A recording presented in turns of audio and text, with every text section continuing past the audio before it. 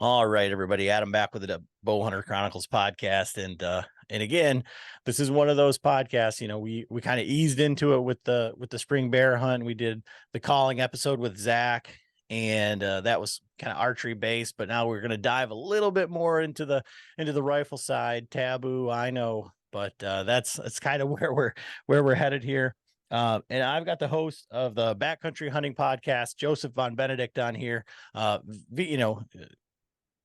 Outdoor writer, podcaster, sounds like a former guide, mountain man, if you will, on the podcast here to talk, all things Western hunting this morning. So how are you doing this morning? Oh, good. It's a pleasure to be joining you here this morning. Yeah, well, I really appreciate it. For us guys, I guess east of the Mississippi, when you start to talk about mountains, we start to talk about elevation, any of this stuff. It's really hard to fathom. We're the flatlanders over here, and so everybody has these big dreams and aspirations of, and we're guilty of it too. Going out, we're going to do this giant backcountry elk hunt. We've never done it before, but you know what, we're going to go in, and we'll watch all the YouTube videos, we'll listen to all the podcasts, and so we're just trying to make that curve a little bit easier. Maybe not on the success, but maybe on the learning portion of it, of the what not to do. So what is your background as far as how did you grow up hunting, and how did you get into the position that you're at right now? No, it's a long story, but I'll try and keep it short so it's interesting. I just had an interest in hunting, fishing, shooting from a pretty young age. I got into competitive shooting, believe it or not, with muzzleloaders, traditional long rifles when I was 14, and did a little bit of pseudo gunsmithing. And then through my teenage years and into my early 20s, I did a lot of archery with traditional archery. So kind of, in a way, a purist. And from your world, the bow hunting world, I shot my first branch antlered bull elk with a recurve bow, custom Fox archery recurve. And I've shot mule deer with long bows, shot a mountain lion with the recurve, and those are still some of the best hunts I've ever done. In my late teens, I got interested in guiding as well, and I kind of worked toward that. Did a little bit of guiding, well, 9 years worth in Montana and southern Utah, guiding for elk and mule deer primarily, and transitioned more and more into the compound archery world. Worked partway through college in a archery pro shop, shooting 3D tournaments and so forth, and really loved it. I still love shooting a bow. I don't think there's anything more therapeutic in this world. So yeah, one thing led to another, and because I kind of got fortunate, was relatively good at it, I started writing about it through college. I wanted to be a fiction writer, I thought, but had to make some money meanwhile, and submitted stories in college, and they published, and one thing led to another. And so I got hired on as an associate editor with Peterson Publishing long time ago. And yeah, I've been writing full time ever since, and started the Backcountry Hunting Podcast about 5 years ago. It's rocking and rolling, and really love doing that, interacting with other podcasts like you and yours, and listeners as well. So that's a beautiful, beautiful place to be in life.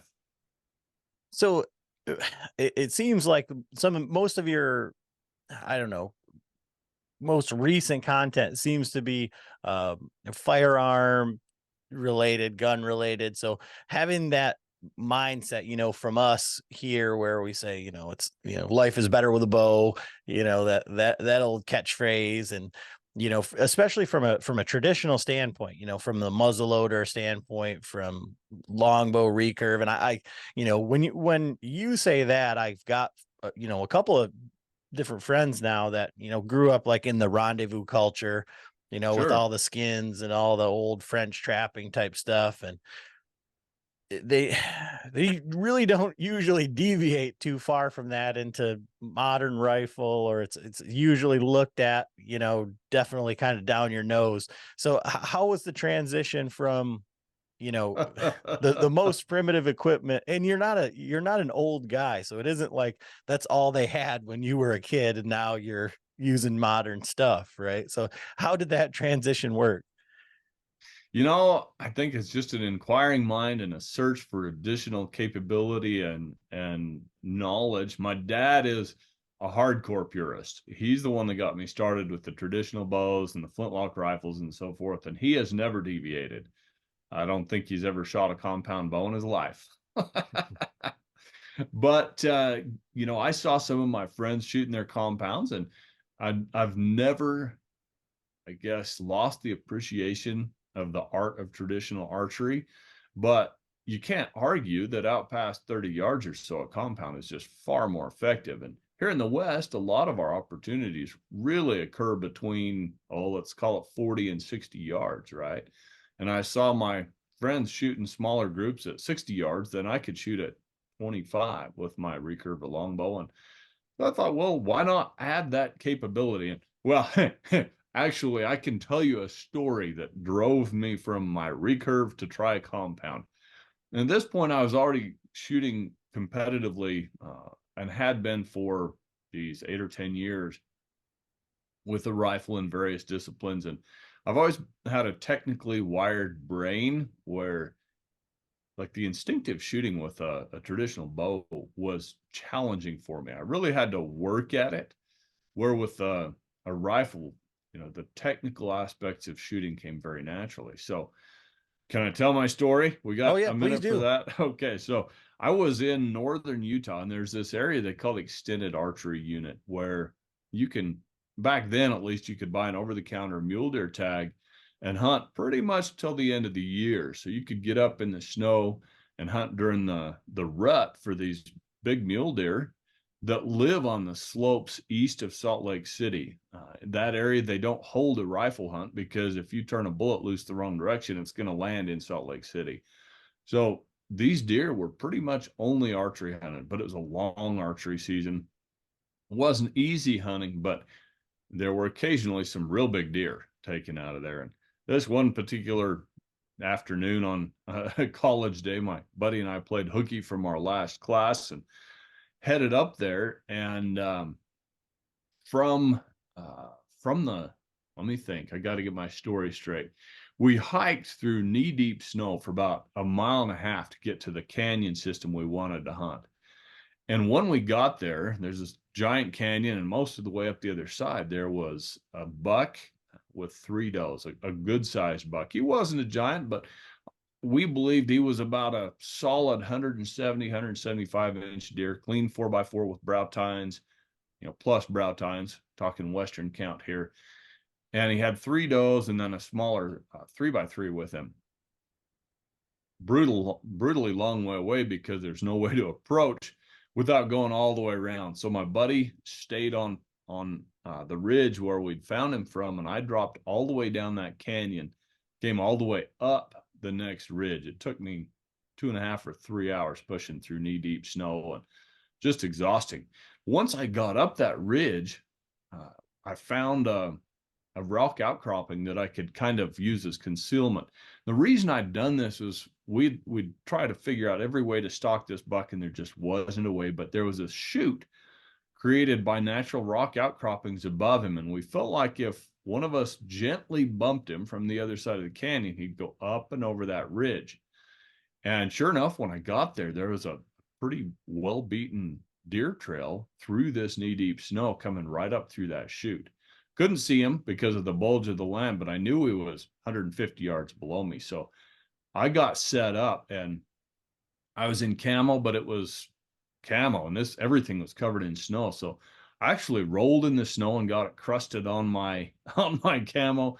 I checked my bow, and when I put an arrow on I nocked an arrow, my bowstring had a 1/4 inch of ice built up on it. We're talking mid-December here, right? So I had to use my thumbnail to take off my gloves, use my thumbnail to scrape all the ice off my bowstring, make sure my rest was flexible and moving. And sorry, no, I was shooting a recurve.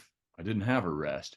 Anyway, got the ice off my bowstring, got an arrow nocked, and it was 18 yards to where this trail crossed through this this chute and then just a cliff on the other side. And I knew my buddy had seen me tuck in there, so I just waited. I figured he'd come piling off. This is before cell phones, right? And sure enough, I waited till I was about frozen and ready to leave. And I finally peeked around the corner of this outcropping just in time to see antler tips coming over the rise, the bulge of the land there. And there was a 3-point buck, and right behind him was the big deer. They were just slowly working their way up this trail. And I was in perfect position, good form. I was calm. I had prepared myself to take an 18-yard shot on a slowly walking deer. I figured if I made a sound that close, he'd just go into overdrive and I wouldn't get a shot at all. He passed behind a pine tree. I drew my bow, and as he emerged, I locked my eyes on a tuft of hair near the front of his shoulder. I was going to shoot at that tuft, figuring with his movement, I'd land the arrow right through his rib cage. To this day, I believed if that's what had happened, I probably would have, but he stopped. And in the back of my brain, the excited little boy started jumping up and down and screaming, "He's stopped. It's perfect. Shoot, shoot, shoot." And I didn't pick a spot. And I shot that arrow right over his back, almost shaved hair. You know how they say if you don't pick a spot when you're shooting a traditional bow, you'll shoot around the edges of your target? That's what I did. My arrow smashed against the rock face behind him, and that deer took off, and I never saw him again, and I was scarred for life. And so I started thinking about it. I thought, if I'd had a compound, not that it would have solved everything. I don't want to, use that excuse or cop out or whatever, because I was the one that screwed up, right? But it probably would have been easier to hold it together. I'd have been at full draw, and instead of turning the arrow loose with my pin on the front of his shoulder, I'd have just shifted it to the crease behind his shoulder and squeezed the trigger. I'd have brought that deer home, I think. So I went and bought one. And 2 weeks later, I won a tournament with it. Yeah, when you talk about that technical aspect of, the rifle shooting and all of that, I enjoy shooting traditional, and I feel like I shoot instinctive, like the Hank Hill, like the arrow, the front of the arrow never stops moving. I'm looping it right into where I want, and I feel like there's Yeah. nothing better than when you make that shot. Now with a compound, it's like, okay, is my anchored the same? Can I see? Is my housing line, like, it's like you check all the boxes and the arrow should go right where it's supposed to. Entirely different thing. And then I feel like it's the exact opposite when you miss or make a bad shot with a compound. And last week at our archery league, like, I had target panic so bad, arrows were spraying everywhere. I shot 2 zeros. So I missed 4 times. 4 times. It was the worst I'd ever shot. So right before this podcast, matter of fact, I was shooting my hinge release over in the other side of the basement, trying to work my way out of it. Yeah. No, those demons can get you, but I've shot competitively with pretty technical firearms for so long that I found those skills pretty well transferred over. As soon as I showed how to build a correct shooting position, my posture and everything right, get the right anchor, man, it just felt so natural. And like you say, you got a checklist. You do your checklist correctly, you're gonna hit your target. Yeah. So since you're there and you're talking a little bit about the rifles and things, and the shooting, this is one, like, the big question, and I would say especially for like serious bow guys. And with bows, guys want to have a new bow every year. They want to have a new bow every year, but they may still be using, grandpa. For us, it's grandpa's 30-30 or 30-06 or whatever, and that's 270, whatever. So from a all over type caliber, if you were going to pick if you could only own one gun and one caliber, taking into consideration, foot-pounds of energy, overall ballistics, and now, as the world changes, ammo availability, right?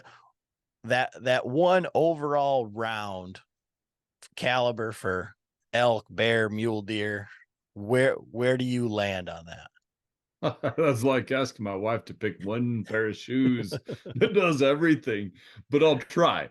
So you can go two different ways here. You can say, all right, I'm going to be a one rifle man. Okay. So it needs to be versatile. And then you either go old school or you go cutting edge. If you're going old school and you're not going to shoot past 400 yards ever on game, I would probably choose the 30-06 just because it's so widely available and it's so capable and proven within that distance. However,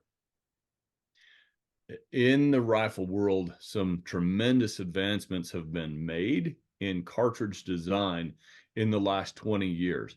Let's keep in mind that the 30-06 was designed in 1906. That's nearly 120 years ago, right?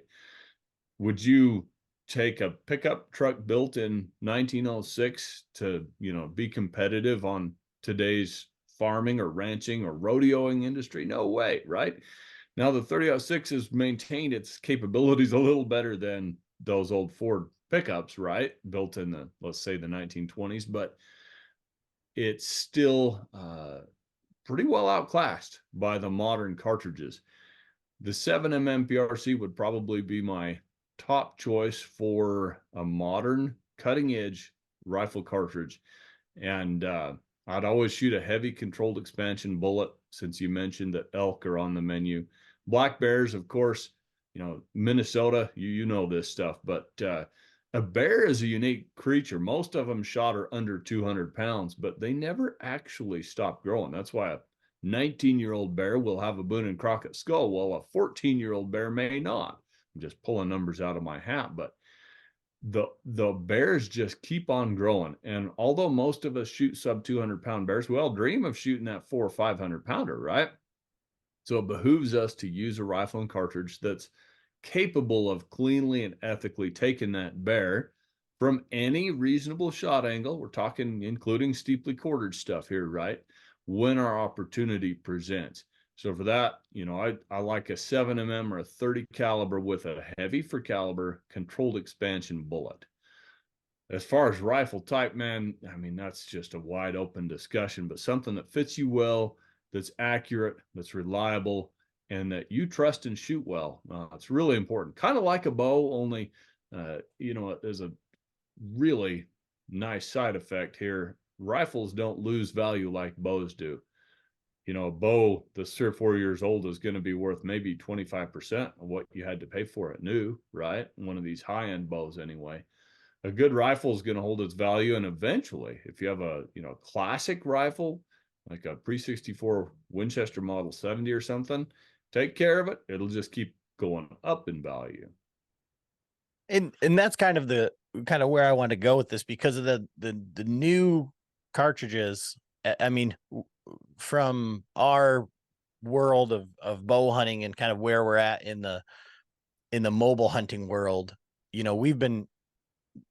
everybody's essentially been, if you're hunting public land, you're hunting mobile no matter what. But the gear keeps changing, and then us with podcasts and media and the information becoming more and more available, everything is newer and better and shinier. And you've got the old tried and true 300 Win Mag and 308, and then it's like, oh, 6.5 Creedmoor, and then there's the bickering online, and then there's 6.5 PRC, 7 PRC, and it just seems to be like, how much better really is it than those tried and true? What is the main differences? Like, what makes you choose the 7 PRC over a 7mm Rem Mag, or something in that? Well, that's the fun stuff. And just to kind of preface here a little bit, imagine a compound bow from 40 years ago.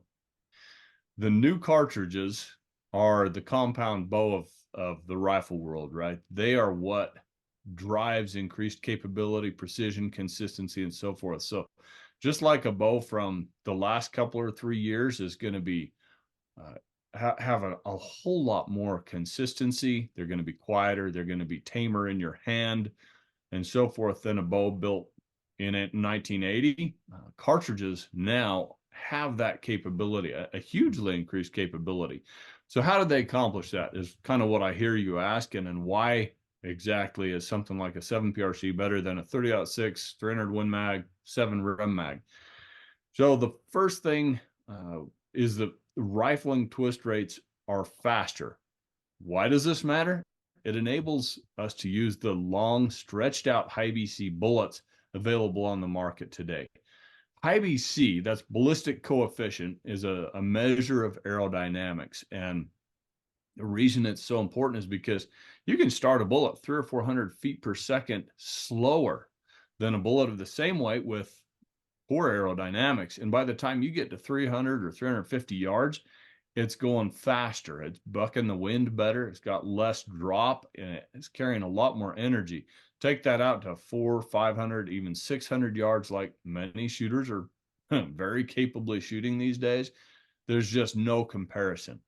So an analogy I like to use is if you'll take the highest BC bullet that a 30-06 can shoot, it's not going to be real high BC, but it's a lot better than the traditional stuff. So just for example, let's say a Nosler 190 grain AccuBond long range bullet. You put that in your 30-06 and you drive it to 2,700 feet per second. Now let's compare that to a traditional 180 grain flat based lead nose bullet out of a 300 Winchester Magnum. Okay. A lot lower ballistic coefficient, but it's going to exit the muzzle close to 3,000 feet per second faster, right? At 300 to 350 yards, the 30-06 is now hitting as hard or harder than the 300 Win Mag. And at 500 yards, it's dropping less, it's drifting less in the wind, and it's carrying a lot more energy to the point of impact. So just by using a better bullet, a more aerodynamic, streamlined bullet, the 30-06 closes the gap and then even outperforms a proper 30 caliber Magnum. And that's a moderate example because the 30-06 can't actually shoot the best bullets of the type.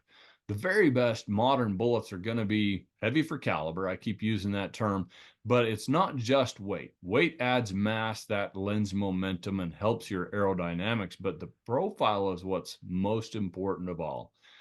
You got a long, sleek boat tail, a very fine entry nose. Think of a speedboat, how much easier it flows through water than a barge. And the speedboat's your high BC bullet. The barge is your traditional flat-based lead nose bullet.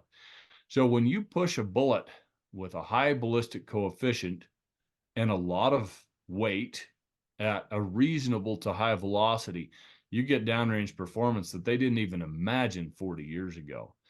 And it makes a huge difference, even at just 250 yards, 300 yards. If you're shooting a 7mm Remington Magnum, shoot a high BC bullet in it, and you will have a lot more authority when that bullet arrives on your elk's rib cage at 300 yards, and you'll have less wind drift. So you're a lot more likely to make a precise shot out in the West open country, where there are always winds, and they're usually of varying vectors, different directions, different wind conditions between you and your animal. Now, the next important thing to your rifling twist rate, which of course is crucial to stabilize those long, sleek bullets. And let me just digress here for a minute and explain why. If you don't spin those bullets fast enough, they destabilize and start to yaw and then tumble. Imagine a children's toy, like a top that you spin on the floor or on a table, right?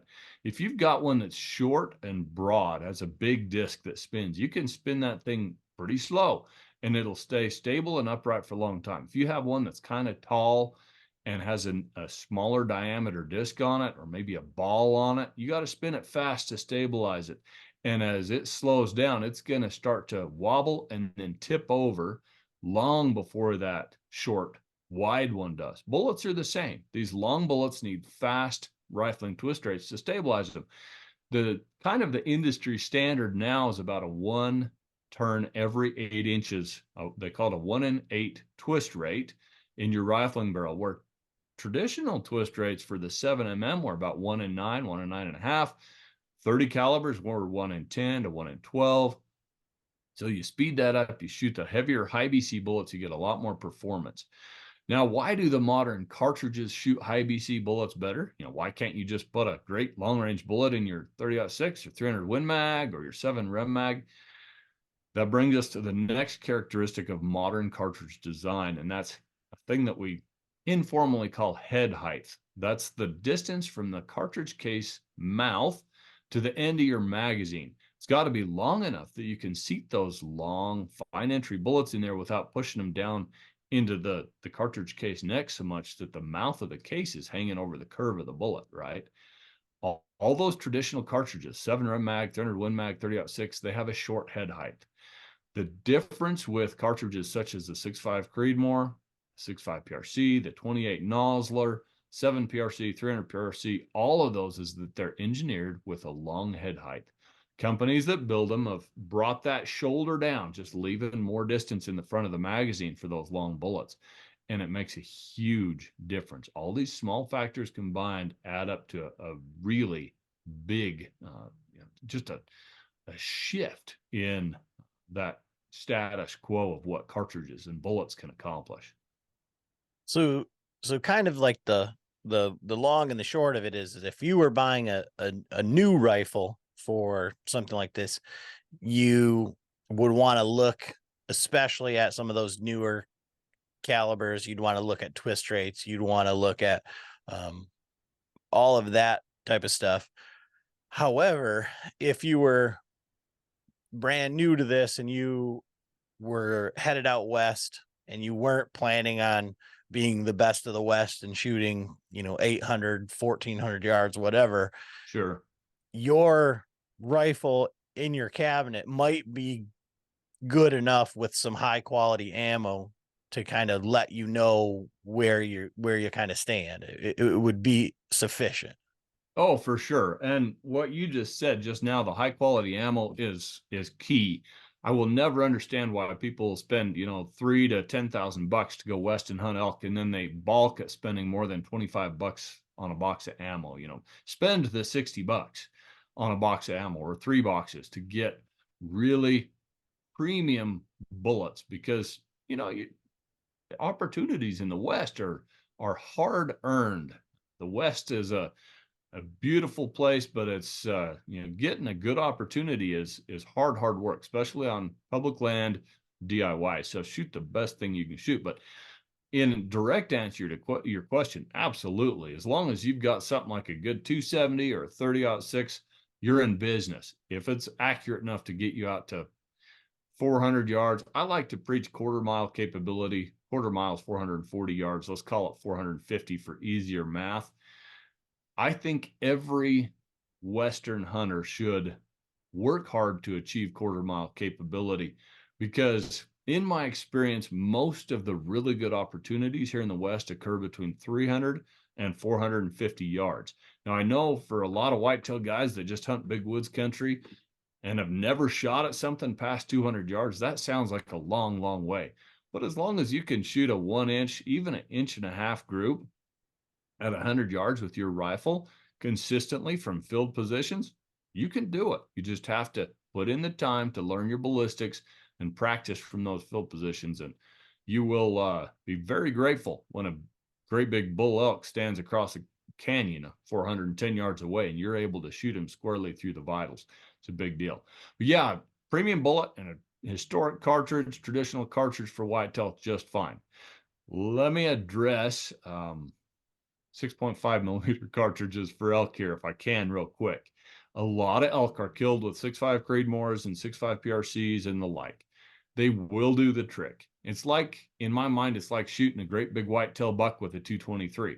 It'll work. If you place your shot just right, it's gonna end just fine.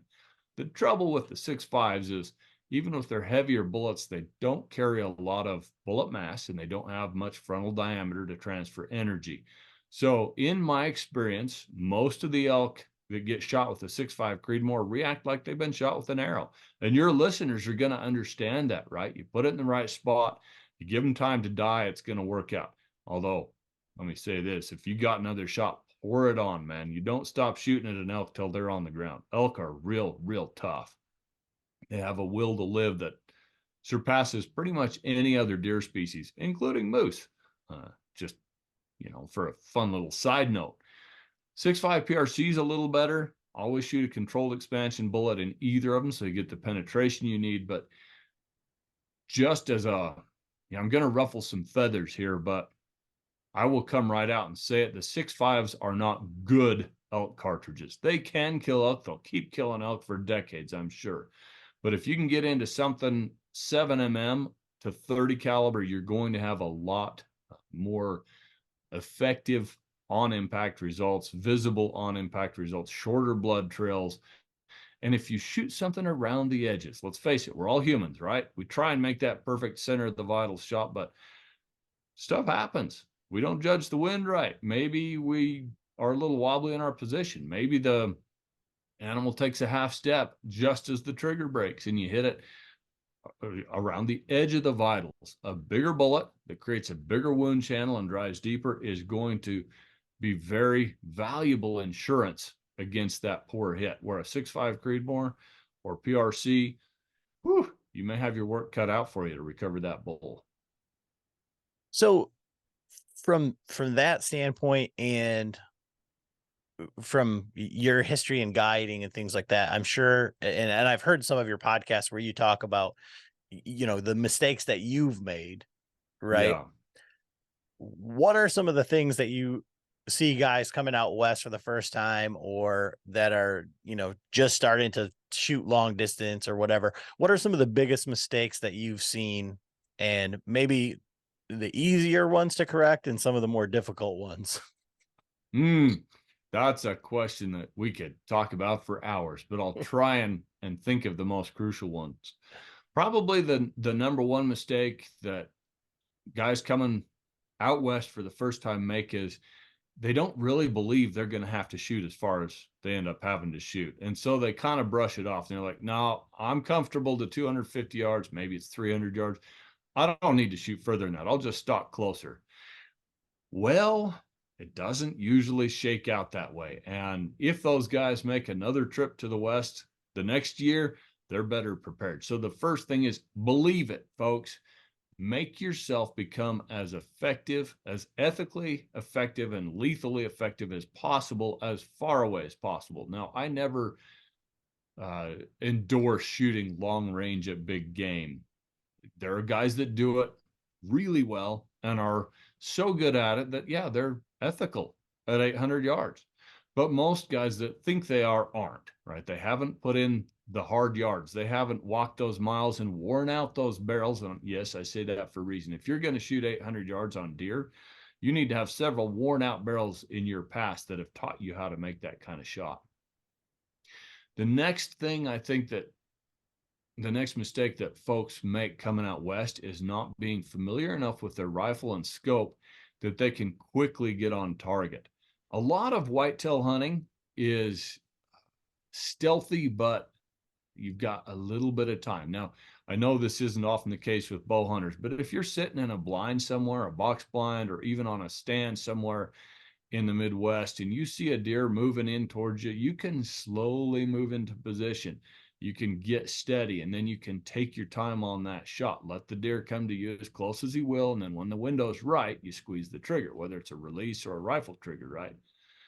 In the West, often you might see an elk moving through the timber 400 yards away, and there's just little gaps in the trees. And you got to get on one of those gaps, and as soon as the elk emerges, you give a whistle, hoping he'll stop and give you 5 seconds to squeeze your trigger.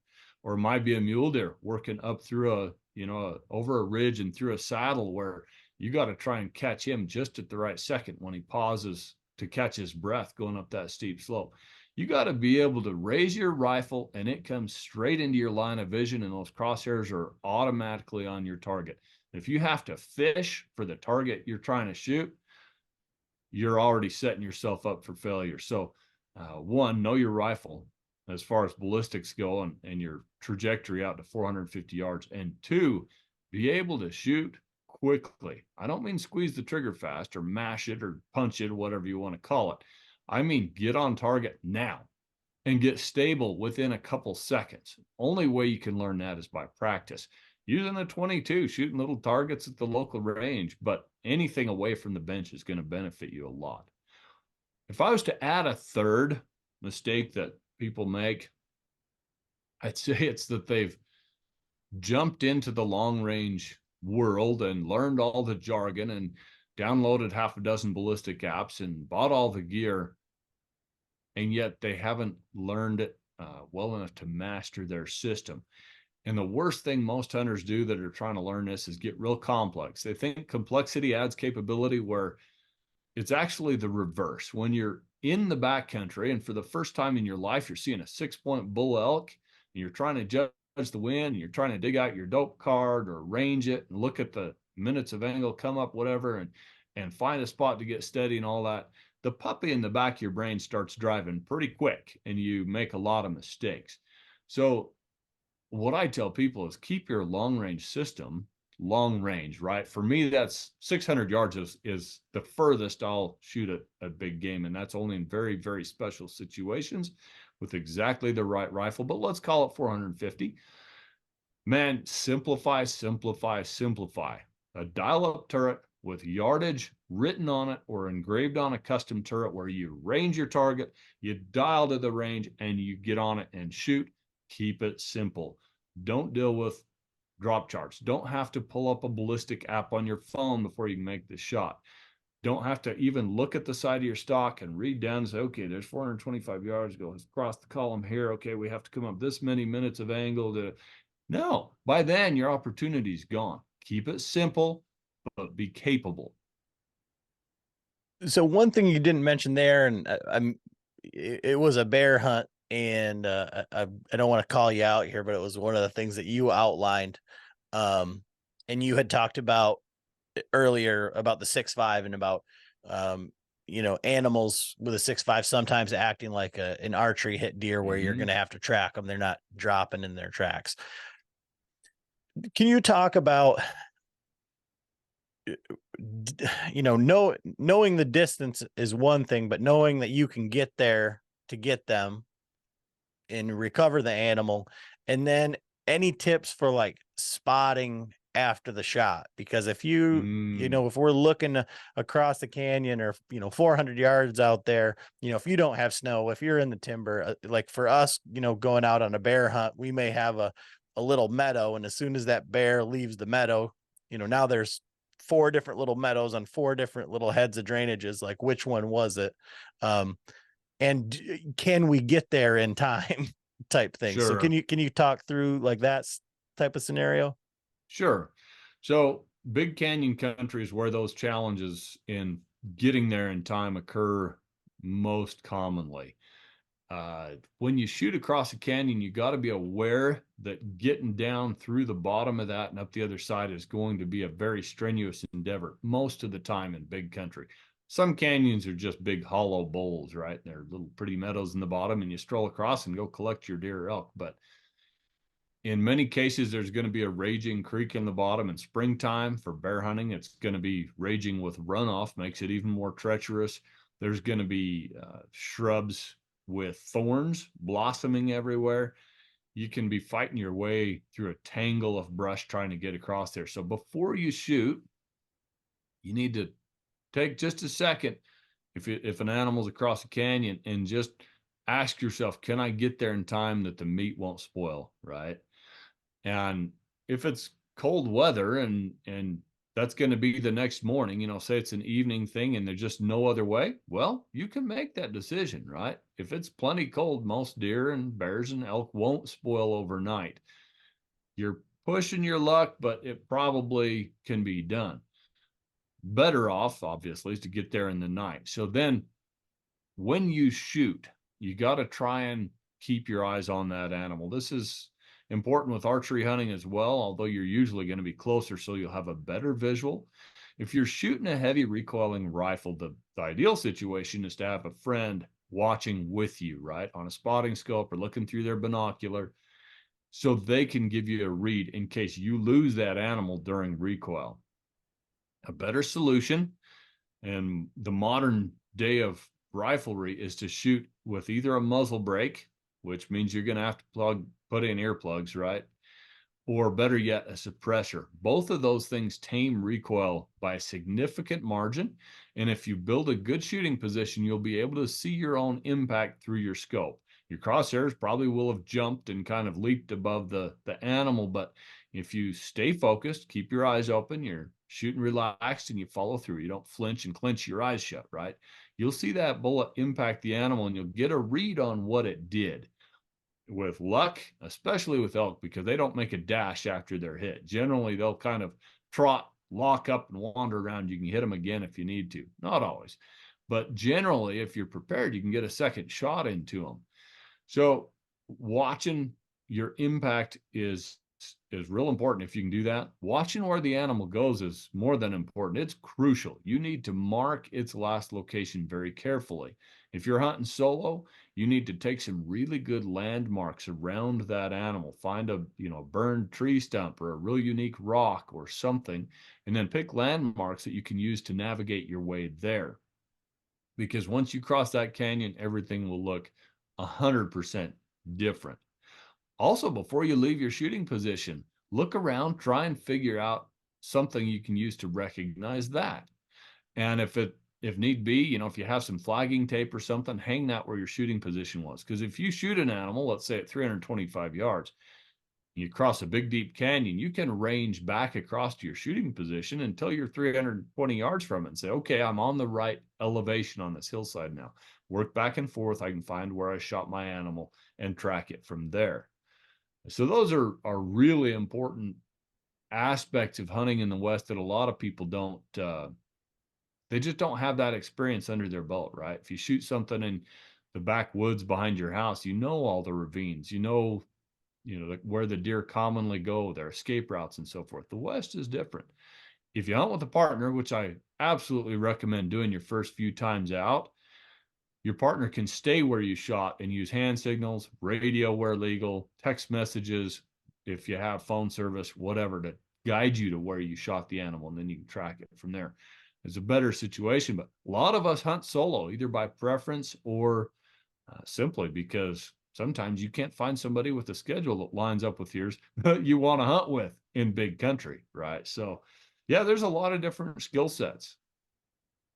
And now for guys that are planning a trip out west, whether it's for, you know, archery elk, first rifle, muzzleloader, spring bear, like we're doing, I guess coming at it from your side, having guided people and seeing what the caliber of people that come out there with their different skill sets. And now we're into, like I say, the YouTube age and people who are really, really gung-ho about some of the stuff, and we would be included in that.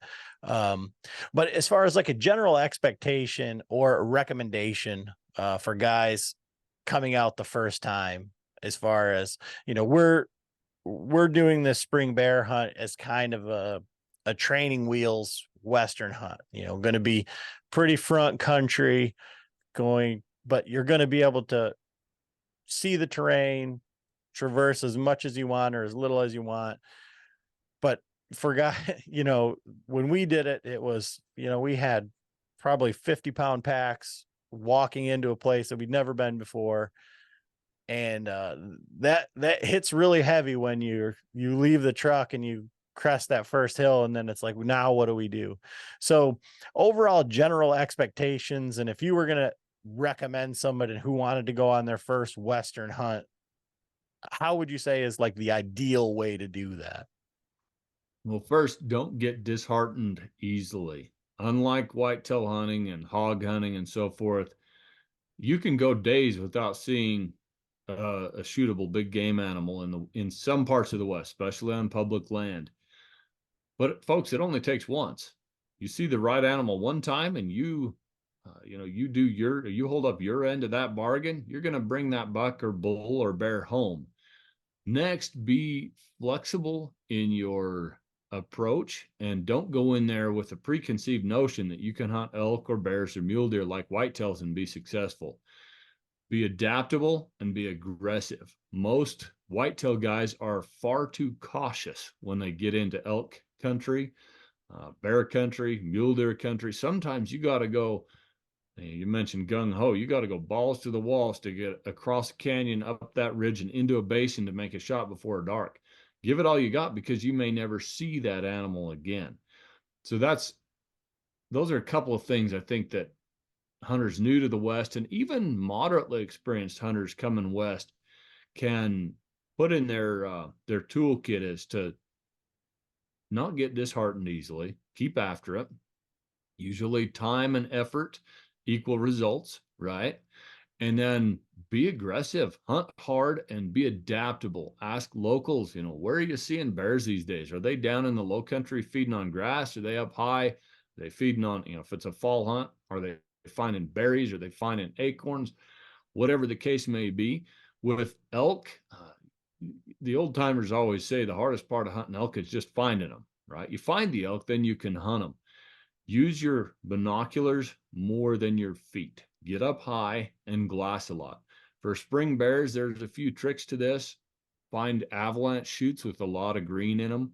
Find cliff faces that are holding heat and draining water into the little pockets at the bottom of the cliff face where there's going to be a lot of fresh young green down there.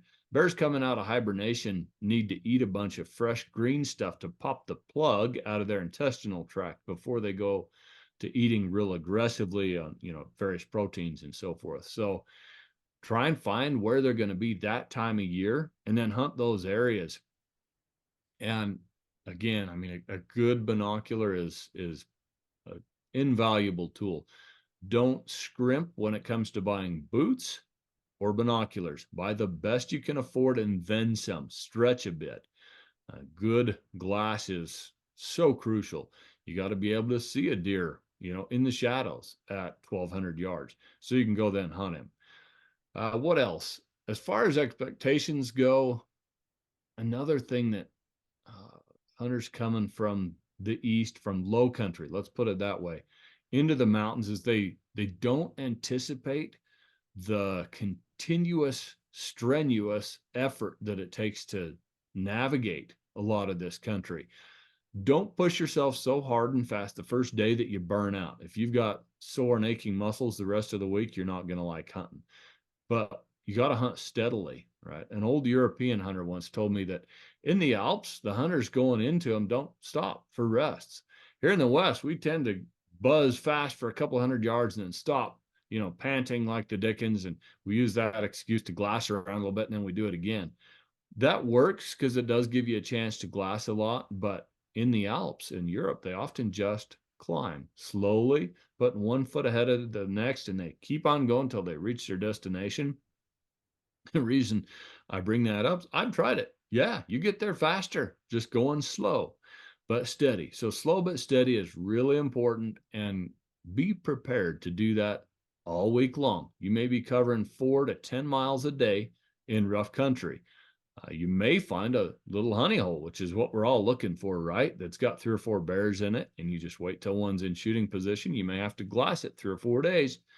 Find one that's in a position to either shoot from your vantage point or to stalk and go close that deal.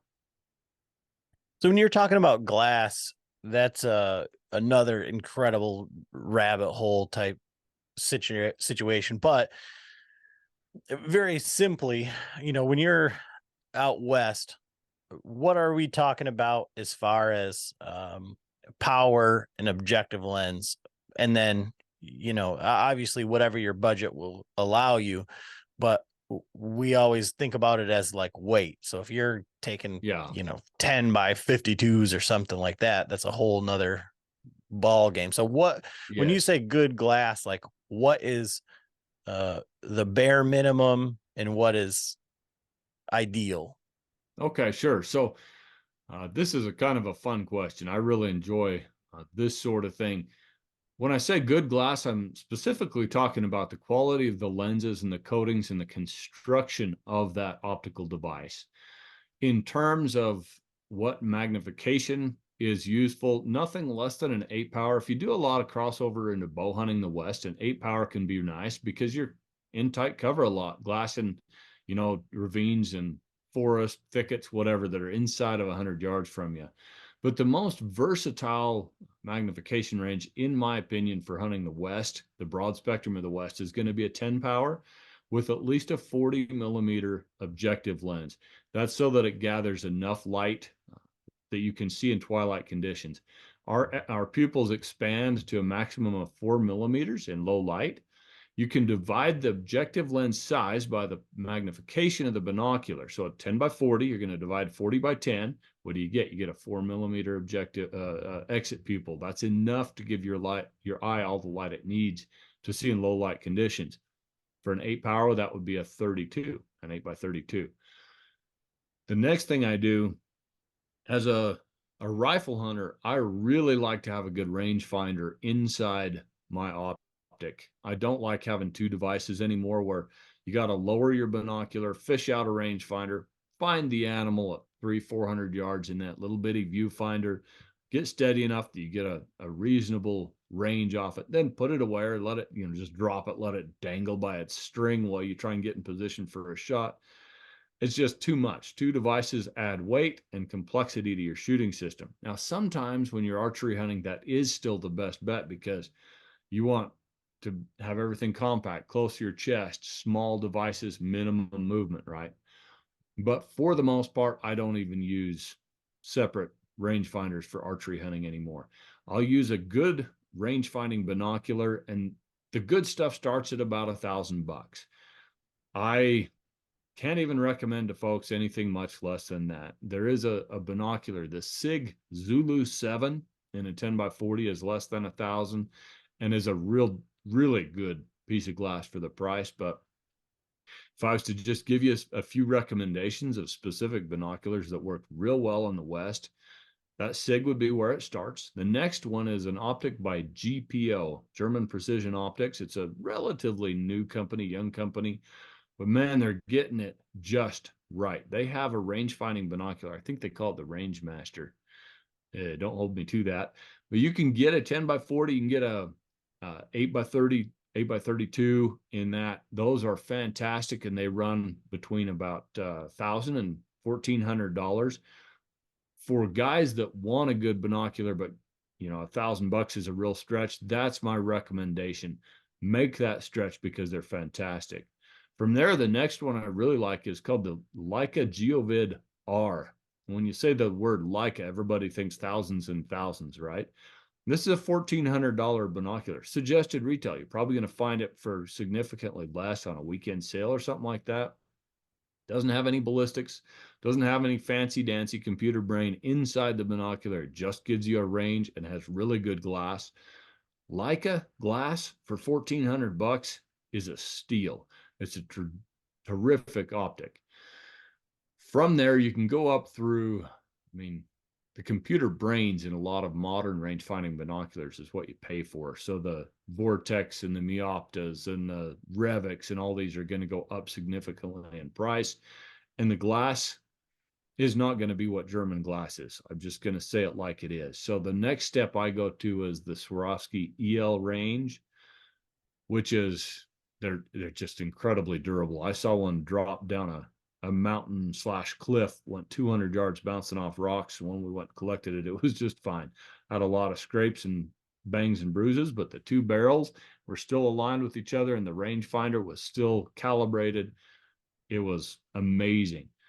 The Swarovski EL range and the new compact one that weighs just 24 ounces in an 8 by 32 is amazing. That's probably the single best bow hunting / Western hunting optic, crossover optic on the market. But those are in the $3,000+ range. So you got to work hard to get one of those.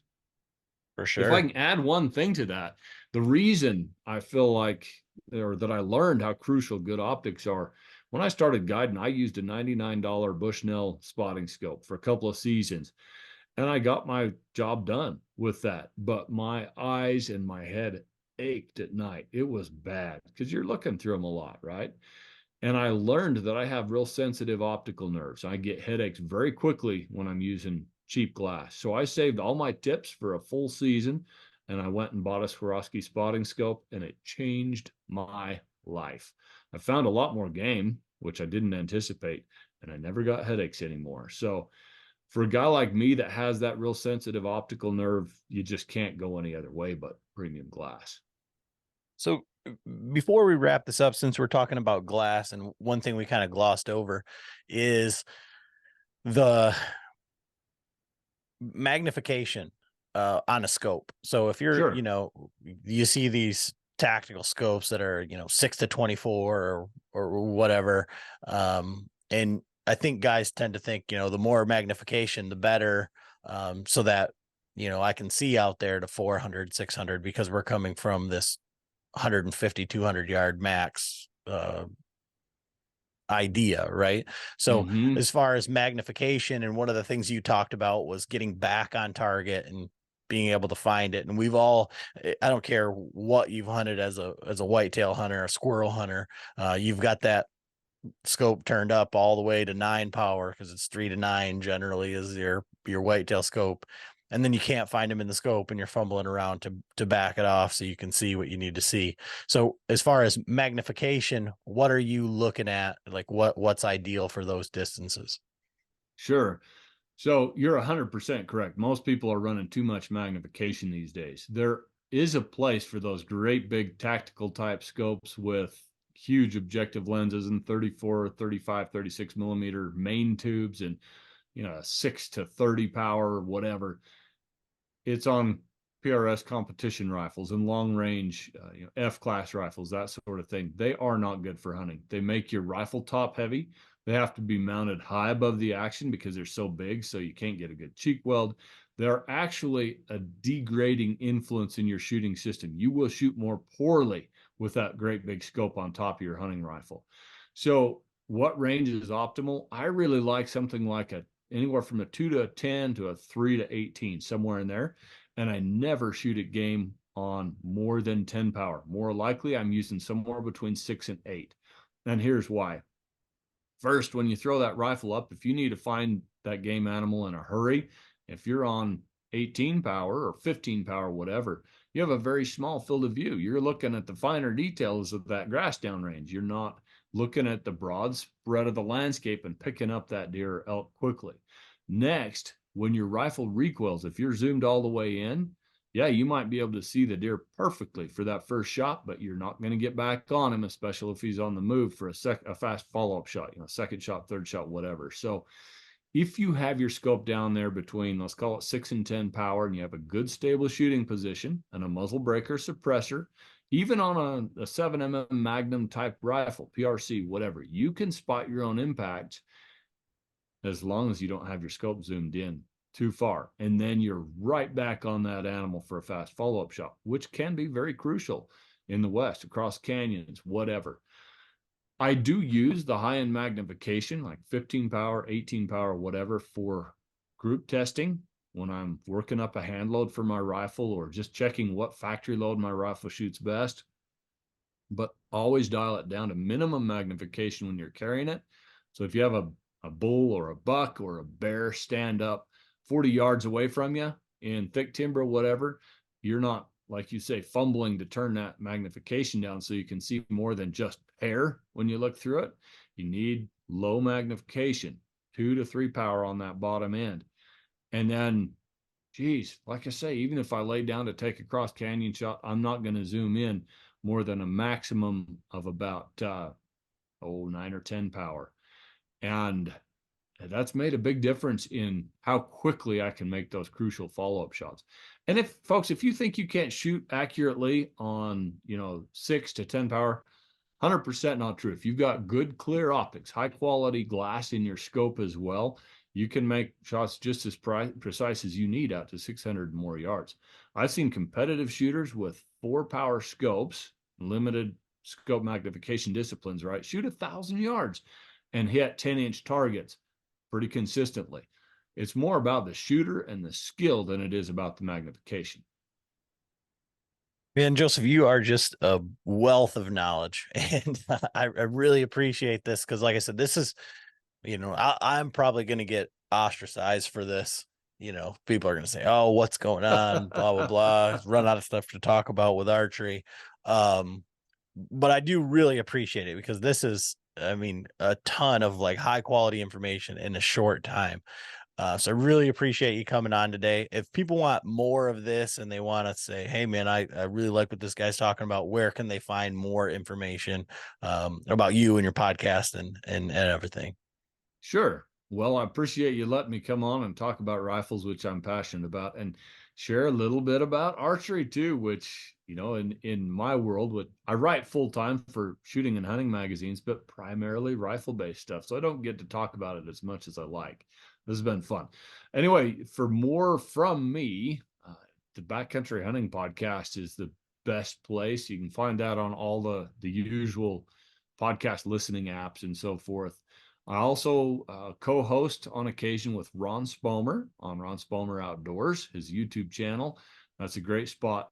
And then, of course, I write Peterson's Hunting, Shooting Times Magazine, Rifle Shooter Magazine, Guns and Ammo special interest publications, and magazines such as the Backcountry Hunter on occasion.